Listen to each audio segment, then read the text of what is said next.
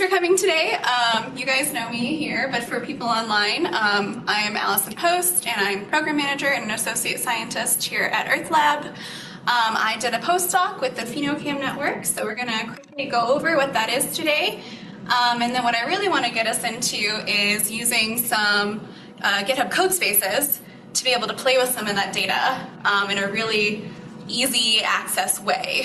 And so the impetus for this was a workshop that we made for the MIFA workshop that was last July, so the Macro Ecosystem Ecology for All.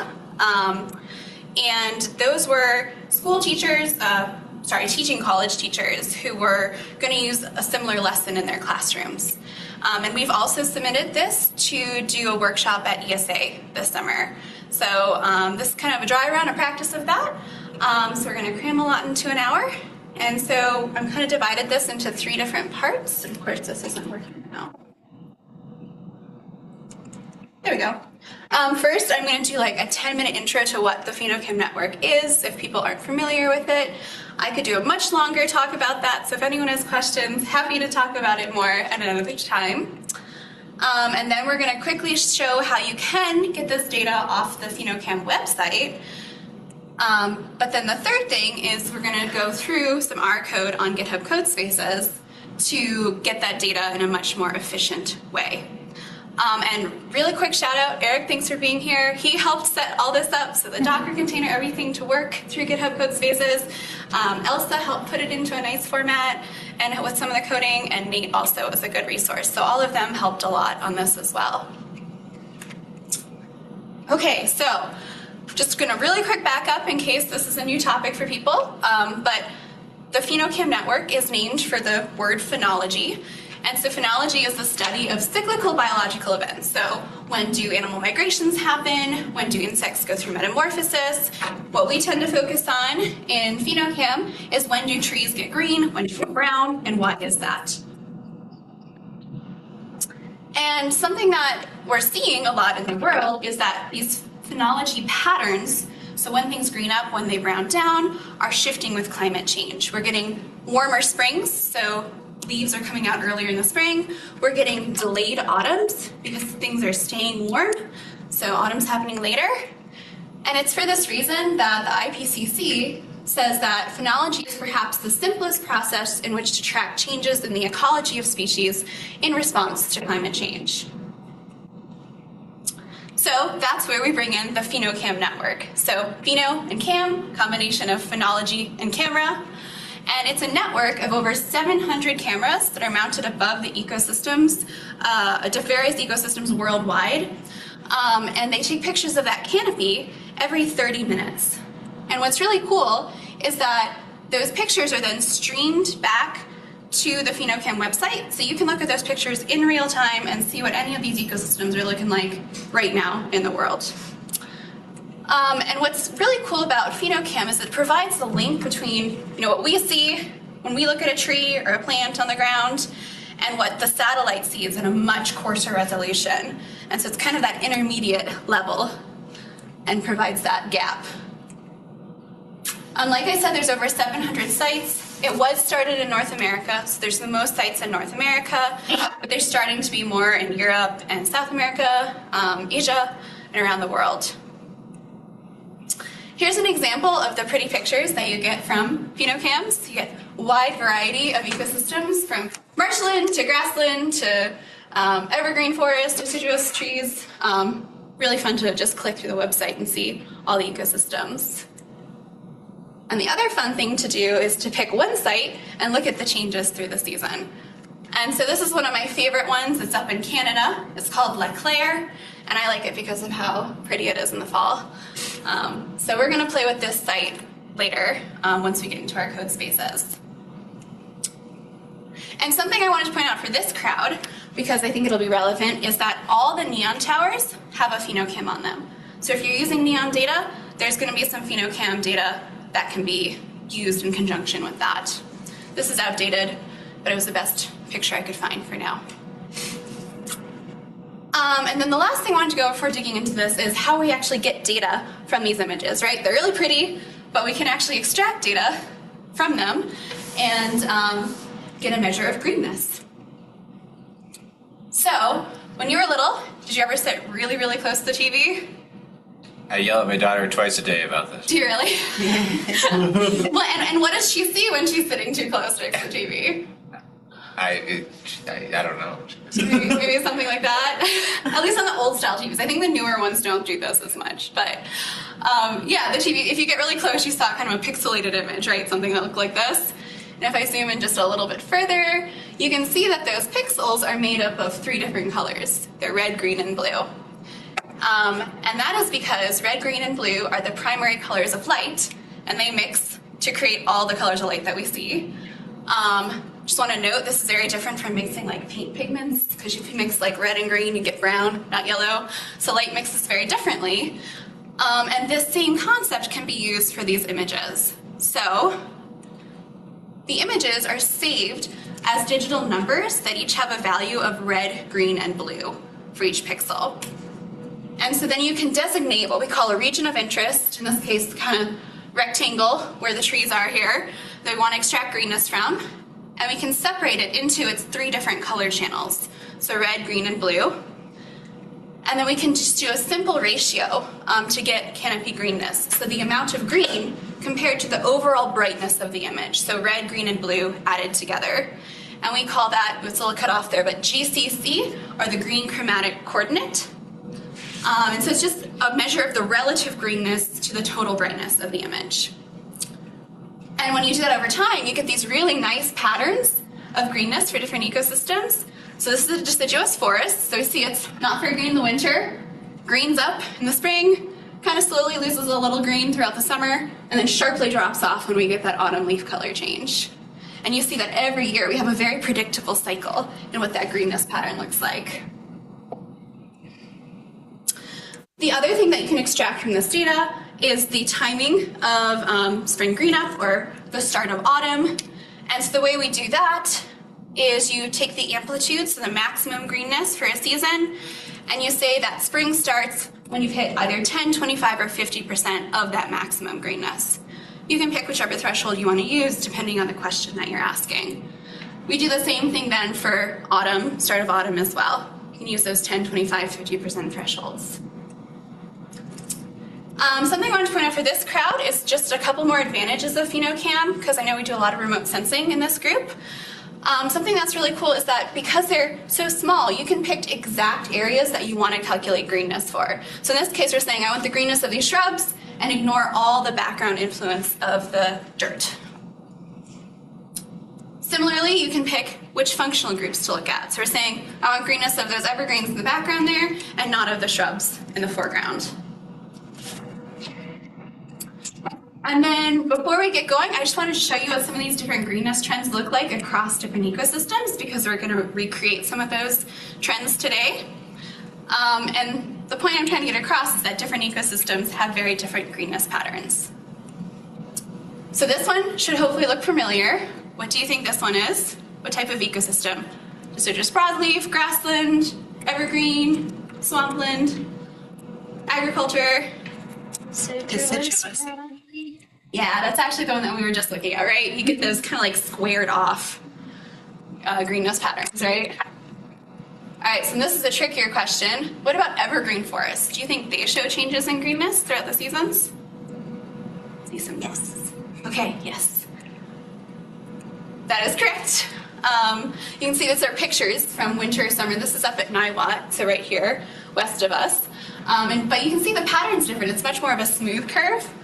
And that's because they're gradually gaining chlorophyll during the warm months and then degrading chlorophyll during winter. So the needles aren't going off and on. They're just getting more or less of that green pigment. Yeah, Nicole. How do the minima compare? Like for this evergreen, it looks like it has a minima around 3.35. Yeah. Let's look at what the other ones. Similar. It's closer than I would think. Yeah, it's interesting. Well, notice too that this whole range is not very big, and it's all around a third.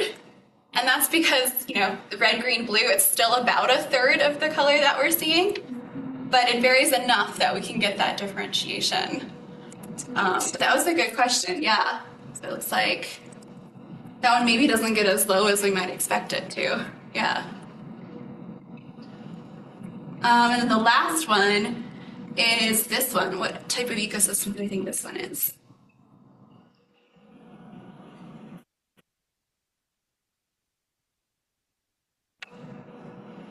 It has 2 peaks a year. Sometimes, yeah, yeah. Grass, I guess. Yay! Correct, yeah. This is up here at Pawnee Grassland, northeast of Fort Collins. This is actually where I did all my PhD dissertation. So what's cool about grasslands is they're way more chaotic, right? And you get these really sharp, narrow peaks, and that's because they're really responsive to rainfall patterns, right? So you get rain, it greens up. As soon as it's used up all that moisture, it starts browning down. It doesn't stay at a nice green. You've probably seen that like along 36, the grasslands here too. It gets green and then it's brown. And it can green up again later in the season if we get more moisture. Okay, that was my really quick primer on PhenoCam data. Happy to talk about it more if anyone wants to. Now I wanted to get us into Codespaces. And if you don't want to type all this in, this was sent out in the reminder email for the talk today. So you may also click on it there, the one that Casey sends out. I'll give you guys a second.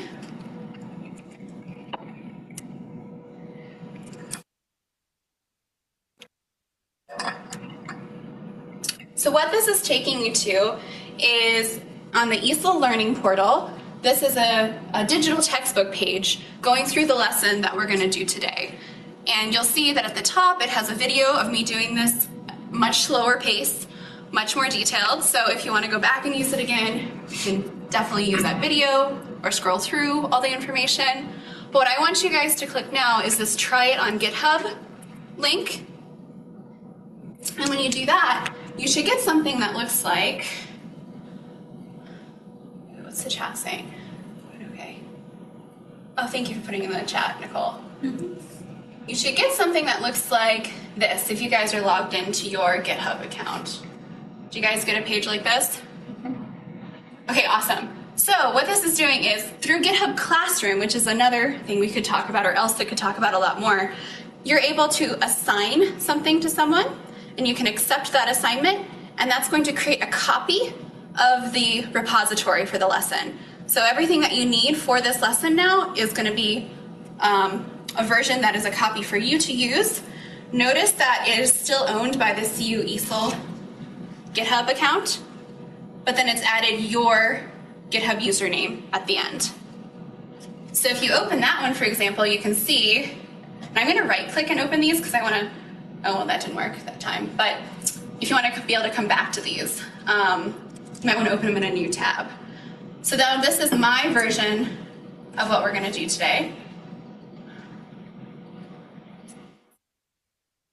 And then what I want us to do now, because this takes a couple of minutes, is the other option is, and I'm going to right click this and open in a new tab, say open in GitHub Codespaces, and that's going to then take that repository and open it in a Visual Studio format through Codespaces that we're going to work in today.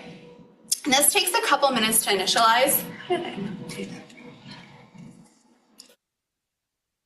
Is that working for everyone?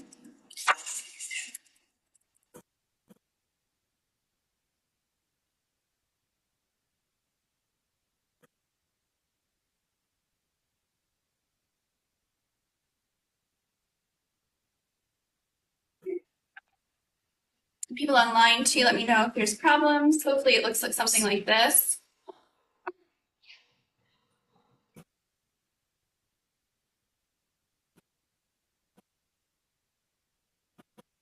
And while it's initialized, everyone initializing? Okay, cool, good. I was hoping to use the time. So while it's initializing, I was just gonna show you quickly what the PhenoCam website looks like, because we're gonna pull some information from that to do this assignment here. So the PhenoCam website is phenocam.nau.edu. And I just want to show you a couple things so you can see these sites on the website. So there's two ways to view all the sites. There's the gallery view and the map view. I prefer the map view, so if you click map up here, It's going to pull up a map of all the sites around the world. And something I like to do is hit over here in the upper right, hit streets, and then you can actually see the state borders and country borders, because otherwise I get lost in the middle of the country. And as you hover over any of these sites here, it'll tell you the name of the site, and if you click on them, it'll give you like a little thumbnail preview of what the site looks like. And let's, for example, find the site that we're going to do today. It's up by Quebec. Yeah, this Leclerc site. And if you click on the picture that comes in the thumbnail, you open up the site page. So each site has kind of an information page. It should look something like this.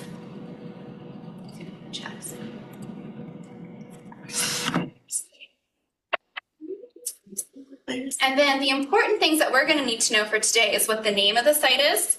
So all lowercase Leclerc, for example.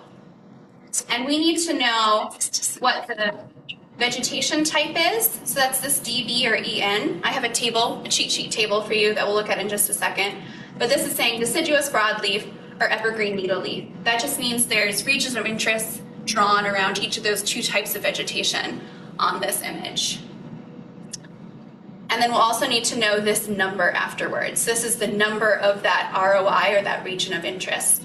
And sometimes if the camera moves or if there's more than one, it'll be named 1001 or 2000 or something like that, but they all start at 1000.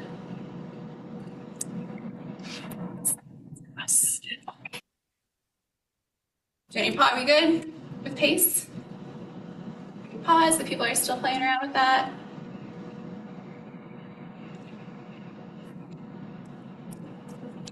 And then if I can do another hour on how to play with the PhenoCam website, but the big things are if you click on the ROI time series here, that's how you get the greenness patterns. So this is the deciduous broadleaf greenness pattern. This is the evergreen needleleaf deciduous pattern, or not deciduous, greenness pattern. And that's probably these like pine trees that are sticking up in the field of view here. And then the last thing you can do is you can hit browse images, and this is where you can actually see all the images that are taken, neatly sorted by year and then month. And if you click on a month, you get this nice calendar view. And if you click on a day, here's those half-hourly images available.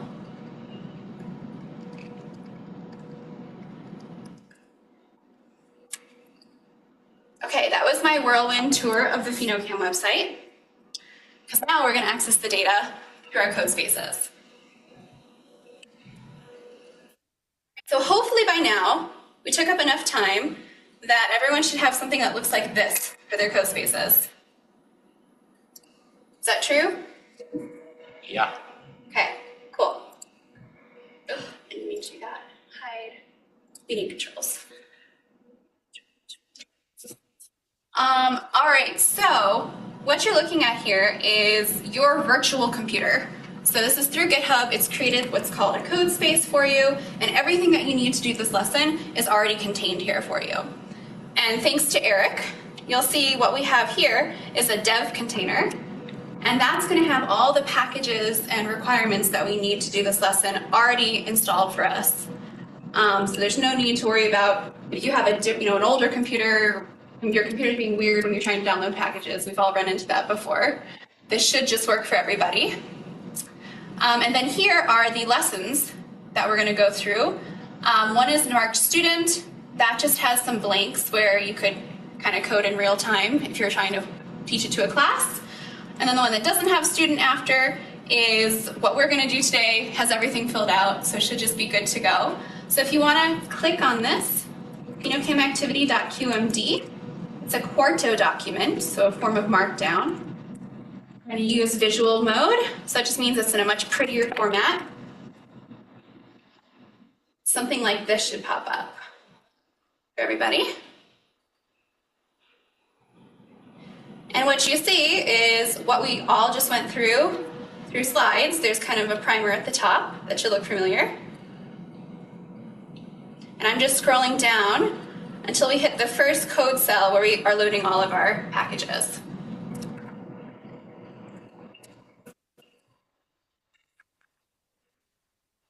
And just for a little bit more housekeeping here, so this I'm calling your virtual computer. So this little sidebar here, if you ever lose it, or if you want to make it go away, you can hit these two little page buttons here. So if you need to maximize your screen real estate. And then down here, we'll look at this later, but this R button is where your environment is for R. So we're going to save all of our objects that we're creating in R. So this is your virtual computer, and this is your R environment. And those are really the two that you need. So we're going to go ahead and run this cell. And you're going to see that we're loading in a bunch of packages. You can hit the little play button up at the top corner to the far right. And the first two packages here are two packages that are specific to using PhenoCam data. There's a PhenoCam API package, which is how we stream the data from the website. And then the PhenoCam R package is one that kind of processes data and helps us to visualize it. So then once you run that cell, you should see the R output showing up at the bottom here. Something that I like to do is put this side by side rather than on the bottom, just for ease. So the way you can do that is you can right-click on this R interactive that shows up here after you've run that cell and say move into editor area. And you can see now it's up here. And then I like to press the square with the line down the middle to split that area and then pull my R interactive over so that I have now my workbook side by side with my R output.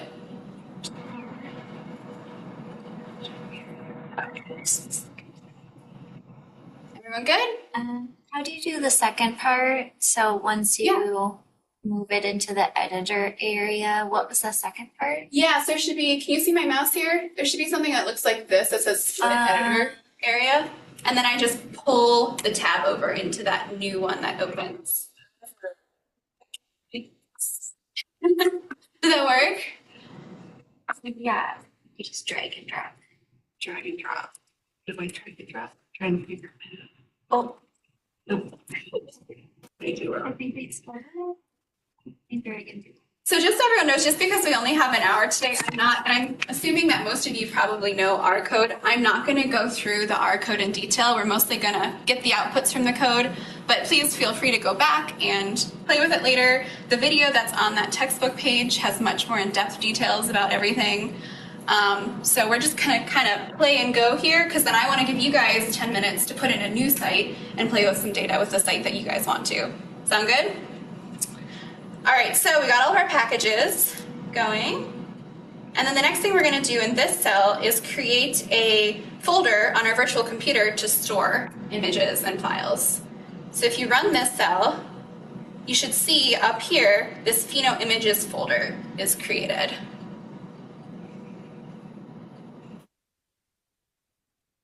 That work for everyone? All right, great. And that's what we've set as our working directory too. So everything should automatically be saved to that folder. And then as promised, this is your table, your cheat sheet to all the abbreviations for the different types of vegetation. For example, that DB was deciduous broadleaf, for EN was evergreen needle leaf. So just a reference for you to look back at. And the first thing we're going to do is we're going to download some metadata for all the sites. So we're going to download a table that has information about all the sites available that you could choose from.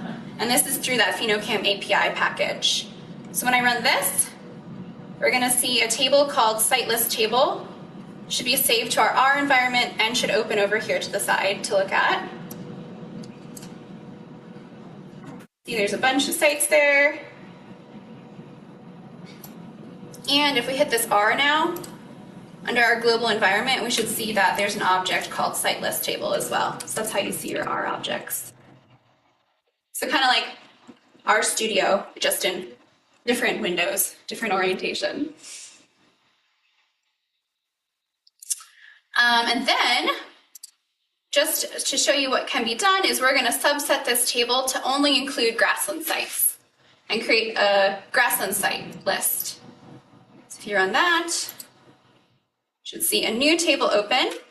And if we look at the primary vegetation, column now, right here, you can see that they're all GR now. So we've just pulled out all the grassland sites. And so you could filter this any way you wanted. Maybe you only want sites that are, in a certain location or, have a certain number of years of data. So feel free to play around with that cell as well later. And then what we're going to do is we're going to create a map to look at all the sites and then make it interactive. So this first cell here is to just remove any of the sites that are NA or are missing values for the primary vegetation type, because we're going to color the map by that primary vegetation type for each site. If we run that cell, you can see it's just created something called site list table 2. And now we're going to plot site list table 2. Let me know if I'm going too fast. Like I said, I'm not going through the code for now. Happy to run through code later. All right, so if we run this cell then, you should see a nice map made of all the PhenoCam sites, and they're colored by what type of vegetation they are. And that's neat and all, but what I think is really cool is to make it interactive so you can play around with it more. And then this one line of code here uses ggplotly to make this map interactive. So you can run this, and you should get, sometimes this takes a minute, a nice map where you can hover over any of the sites. They tell you information about it. You can draw a square around a location to zoom in. You can toggle on or off the legend here for the different vegetation types, and they'll either appear or disappear from your map. So I could turn off all the deciduous broadleaf. There's a lot of East Coast ones gone now. And then if you get stuck, like I do, zoomed in, it's double click and it zooms back out.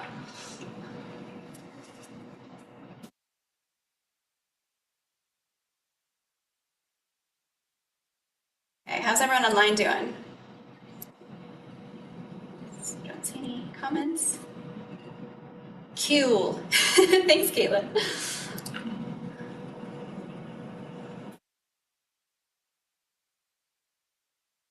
All right, I can let you guys play with that map more when you do your own site later, but I wanted to get into some of the data now. So in this box here, this is the one we're going to come back to later. This is where we're saying which site we're going to look at and what type of vegetation type it is. So this is where you're going to change names here when you want to look at a different site. So here I've said the site name is LeClaire. Vegetation type is DB, deciduous broadleaf, which we saw from that site page on the PhenoCam website.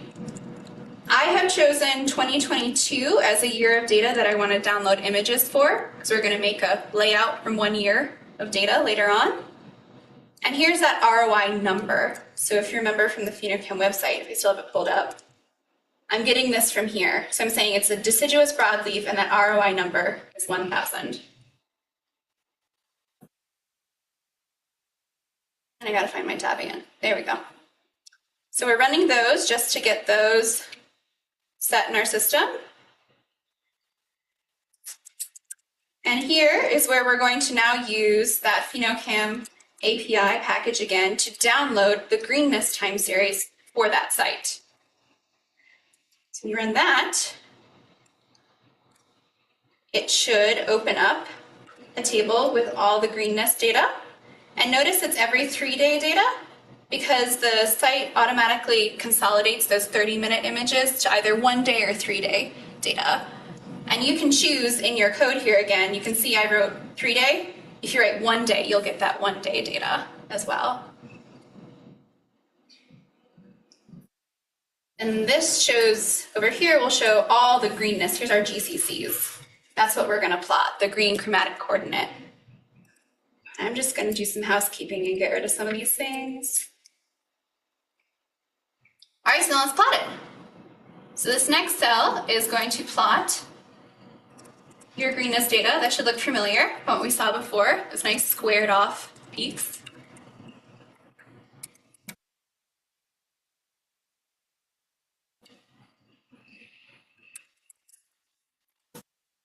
then in the next one, we're going to add in those transition dates. So when spring starts and when fall starts, and we're going to use that 50% threshold, so halfway to maximum greenness as our threshold for that.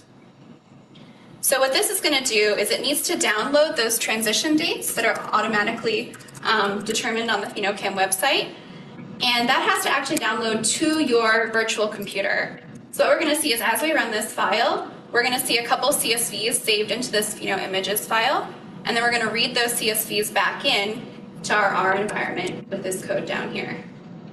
So when you run that, that's what should happen. You can see it's processing the data as it downloads it too. So it gets rid of outliers, it smooths the data. That's all within, now we're in the PhenoCam R package, so the second package that we're using for this.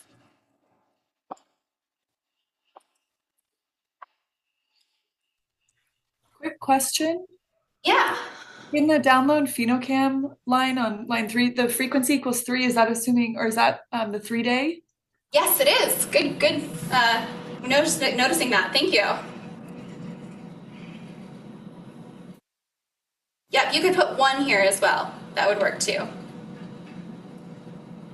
Any other questions? I know I'm going quickly.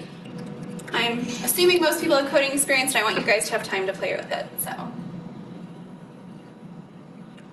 All right, so we should see in our PhenoImages file that we have a couple CSVs downloaded now, and this trans dates being opened in our environment. And so now we're going to add those transition dates to our greenness time series in this cell. So you can see now we have spring and fall transition dates on the graph.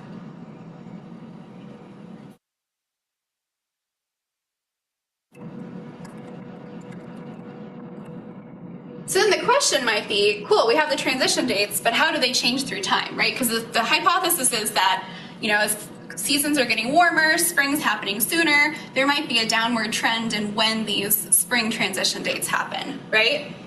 So I have some code here to then graph all of the transition dates from the site of your choosing. So if we run this next cell, what it's going to do is take those spring green up transition dates and plot them by year and what day of year they occurred. So January 1st equals 1, December 31st equals 365, and we can see that variation in when spring occurred.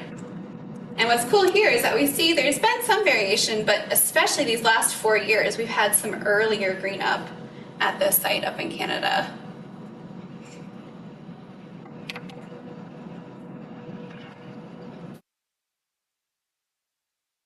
And then you can do the same for the fall transition dates. And there's our variation in when fall occurred.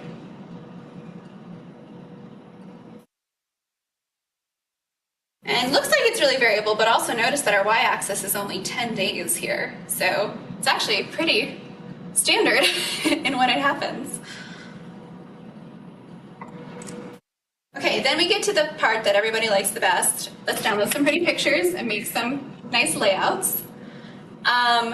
What we're going to do in this cell here is we're using this command, download midday images. And what this does is it downloads the image that is closest to noon for each day from a site. And then you can change the parameters within the code here. So we're saying site equals site name, which we designated above.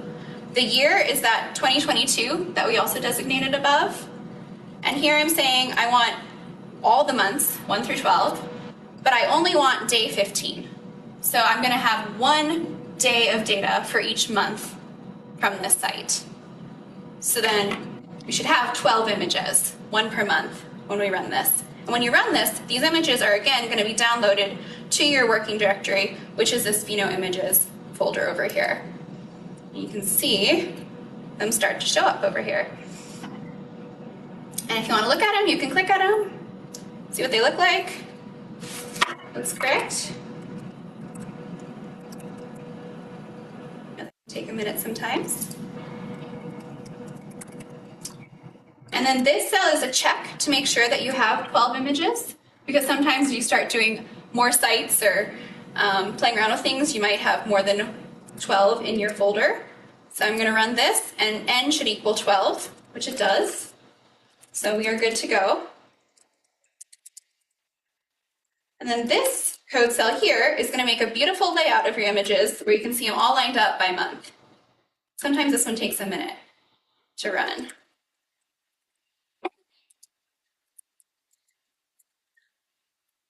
There we go. Kind of double click to zoom in on it again. You can see we have pictures by month and labeled by month, and it's fun to look at the changes. And if you ever want to save this, you can just right click on it and copy, and then paste it into a PowerPoint presentation or your Twitter profile or however you want to share this. And then the very last thing here is we're going to make a time lapse of these images. So make a GIF of them. That again is great for presentations or outreach. So if you run this cell, it's going to combine all those images into a little movie, and it's going to be saved again in this Images folder. So you should see something that pops up that says monthly greenness GIF. If you click on that, you should have a GIF that runs through all those images.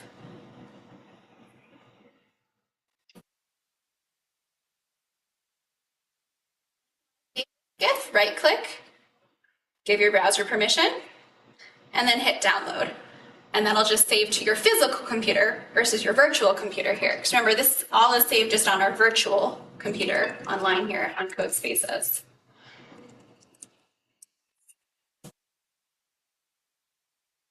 Okay, are there any questions before I set you guys loose to try a new site?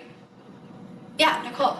Can you go back to how you find the region of interest IDs that are available? Absolutely, yeah. So if you go to the PhenoCam website, I'd say the best way to do that is to, look at the map and pick a site that you're interested in looking at. So let's just pick Need One. And when you click on that, this will open your site page with all the information about the site. And any ROIs will be listed right here. And so for the ROI identifier, it would be in quotes AG_1000? It's actually divided up in the code. So let me just... 1000. Yeah, so you're going to have AG for one line and then 1000 on another line. So let me just show you where that is. Up at the top here.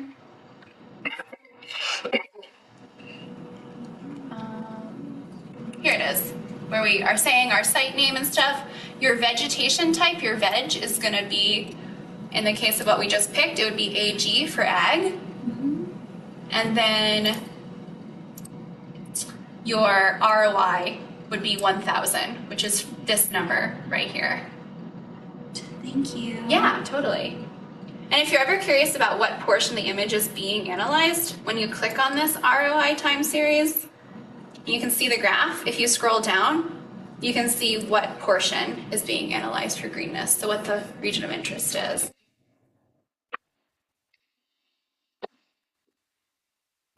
And real quick, before everyone starts doing that, I would suggest running this last cell at the very bottom. What this is going to do is reset all your plotting parameters and delete everything that is in this Images folder, so you don't have images from LeClaire and whatever new site you choose all in the same folder.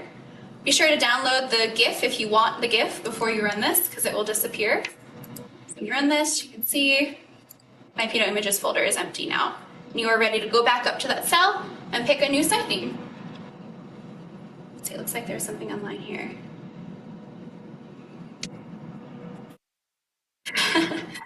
Caitlin's wondering about how to zoom out to your GIF. Don't know, Caitlin. Honestly, maybe just run that cell again where you're creating the GIF and remake it. I've had that problem in visual. Is that what you're doing? Yeah.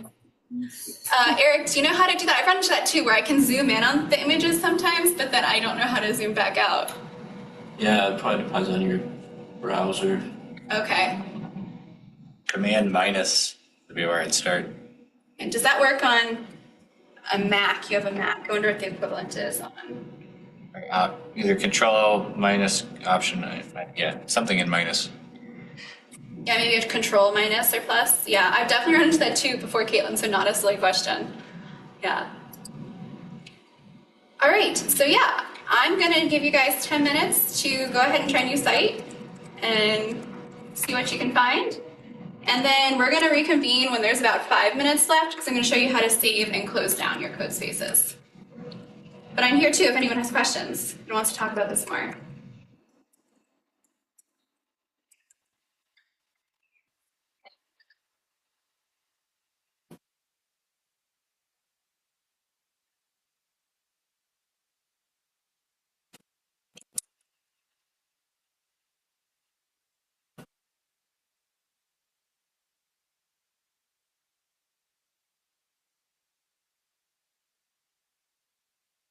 Okay for you guys? Thanks. Oh, cool. So I put in for Sacred Saddle. Yeah, nice. Let's see here. I think I put in 2016, but does this mean this is all there's data? Yeah, so the 2016 is just for the images. We just are like designating it at the top, but for the greenness data, it'll do all the data available. Okay. Yeah, good question. Yeah. I just wanted all the like designation to be in the same cell. So that's the only one you should have to change. Yeah. Use your inputs together. Exactly. Yeah. Good. Cool. That's interesting. I wonder how some of these would compare to things like the ENSO index and stuff. Oh yeah. I mean, I'm biased because I did my postdoc in this, but I just think this is such a cool data set that you can actually see what's going on. So if you're like, why is there a different greenness there? You can like look at the pictures and it's really fun. Yeah. So many levels. Exactly. Yeah.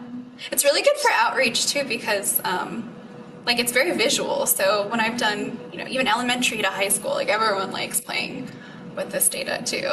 Yeah. Yeah. The whole like data exploration thing is a very earth sciencey way to approach scientific research too. Absolutely. Yeah. Just look at these images and graphs until it's start noticing patterns. Yeah. Wait, that's another side. Yeah, totally. yeah, really good. Yeah. How you guys doing? Thanks for coming. Thanks for doing it. What site did you do? I did the same one, but I'm doing a composite. So I did one column of pixels for each day. So for the site you see. But, You use that same thing to see if there's like field of view shifts too, oh yeah, right. because you can like see the horizon like suddenly like Yeah, right. do that. Yeah, that's awesome. Yeah. Is that just a line of code that you added? A little more than a line, but yeah. Where's that? Just at the bottom edit. So Nice. That's awesome. yeah. Gosh, So after the pages downloads, all the 367, 367. Nice. What are you looking at? Great sound. Yeah. Cool. Yeah. I just stole your code. Good. You may have it. That's the point. It's okay. You can kind of see it before. What are you looking at? Oh, just looking at some of the things you can see, or like how moody some of this is. Be a poster, I feel like. Yeah. And you could probably quantify changes in fog and stuff too, like moisture from fog. Oh, that's a good point. I know there was, before my time, they had like this whole like algorithm they were trying to create to like determine if images were foggy or not, to like flag them as outliers and get rid of them. Oh, interesting. Yeah, I think there's a paper on that. Oh, Or maybe you could modify it to identify them. Yeah, and keep them if you want to. Yeah. Give me all the moody, foggy images. Yeah, and they're changing over time. Yeah, totally. There's one site, I forget what it's called now. I'll have to show it to you. There was one up in California where you could see the wildfire coming. Oh, It was really cool. And then all of a sudden, like, the trees were all dead. And, like, yeah. I had it in a presentation I did somewhere as, like, an example of, like, extremes that you could see. through the data. I'll have to find it and show it to you.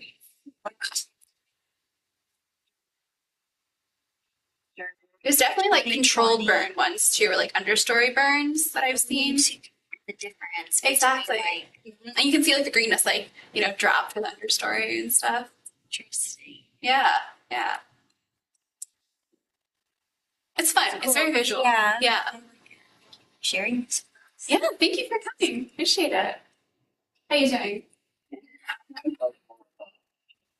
That's great. Good. Let me ask some questions. I definitely know a lot. So, yeah, definitely. All right, I'll give it like 4 more minutes, then we'll go through how to save and close your code spaces. 5 minutes. Thanks everyone online for being here today. Appreciate it. I can answer any questions too.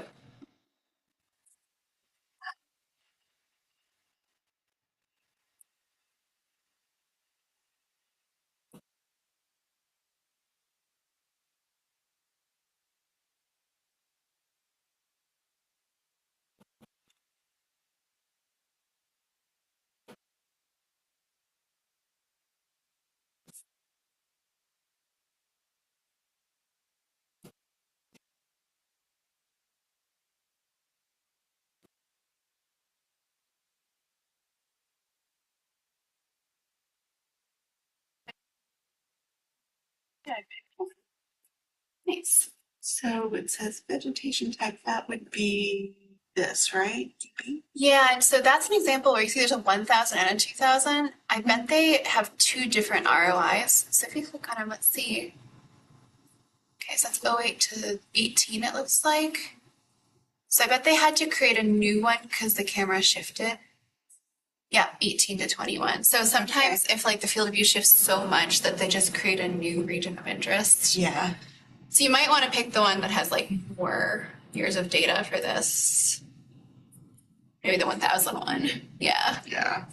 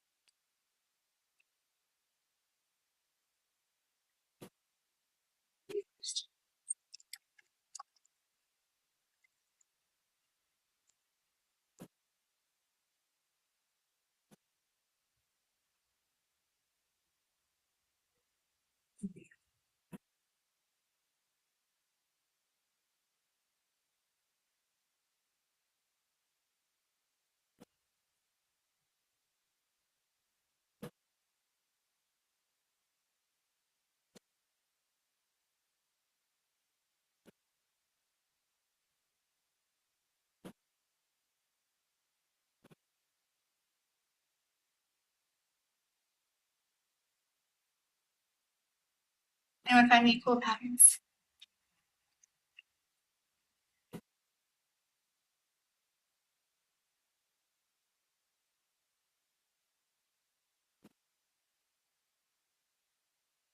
What online people? Anyone do a cool site or find an interesting pattern?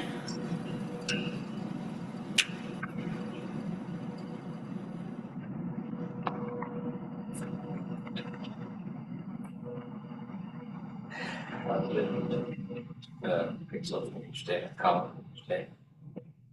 Almost a new way to look at So that's what ICS doing. it's like backwards, right? All right, we're at about 5 minutes left, so I'm going to do this last step with everyone. So with Codespaces, this is running through GitHub, right? You're using GitHub's resources to run this Codespace. And it's just good practice to close it down so you're not using resources when you don't want to be using them. But first I'm going to show you how to save your data. So if you've made any changes, realizing I didn't make any changes to my file here, so I'm going to just add hello at the bottom here. So when you make a change, you should probably see this little 1 pop up over here. And this is how you can save any changes you've made in this code space to that copy of that GitHub repository that we made when we accepted the assignment. So you can press this little 1 here and stage your change. So add the plus sign there.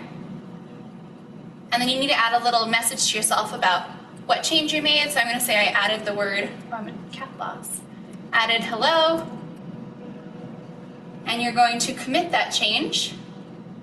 And you might think you're done, but you're not. There's one more step where we have to then sync the changes back to GitHub. So then press sync changes. And you can hit OK on this pop-up that shows. And now what you should see, if you go back to that repository, that repo that we saw was created for you when you accepted the assignment, if we refresh this, you can see added hello updated just now. And so this Corta document has been saved to my repo. So Codespaces are usually only saved for about 30 days. They're a temporary thing. So that's why you have to push any changes back to your repository if you want to save it more long term. Any questions on that? On saving? It looks like we have a raised hand. Yeah, go ahead, Caitlin. So I think I just committed it and added a note, but I don't think I got anything that said to sync it. So I'm wondering if I just didn't press something, or if I needed to do that little down arrow and click commit and sync. I just pressed the normal like commit button. That makes sense. And it's not showing up. If you go to your repo here, does it show and refresh it? Does it show that there is a change that happened recently? No.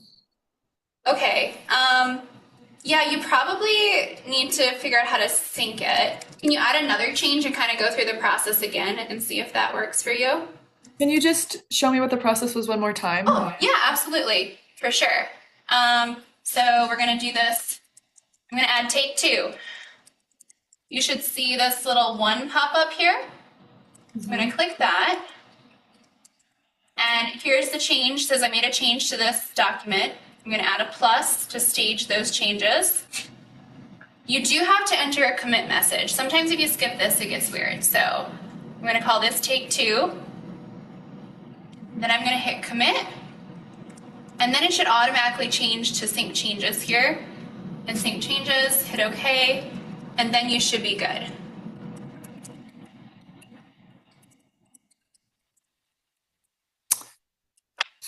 Mine still doesn't give me sync changes anywhere. Do you have a couple minutes after this? I'm happy to look through it with you. Yeah, sure. Okay, yeah, let's talk at the end. No problem. I just want to show everyone the last thing we want to do is on our repository page here. If you click this green code button, it's going to show your active code space. So notice my code space where we were working. It was called animated yodel up here. You always get 2 really weird words together. So in my repo, we can see that animated yodel is active. So you want to press these 3 buttons and say stop code space. 3 dots, stop code space. Could you do that one more time? Sorry. Yes. So the green code button, make sure you're in the Codespaces tab, not the local tab. You're going to do 3 buttons, and there should be a stop code space. Mine's stopped now, so it's not there anymore. Now notice this code space is still there. It'll be saved for about 30 days. So if you want to reopen it, you can just press the name, and it'll reopen that code space. Just be sure to go and close it again when you're done with it. The other way, if you're never sure how many code spaces you have open, is you can go to, I wrote it in my slideshows here, github.com/codespaces.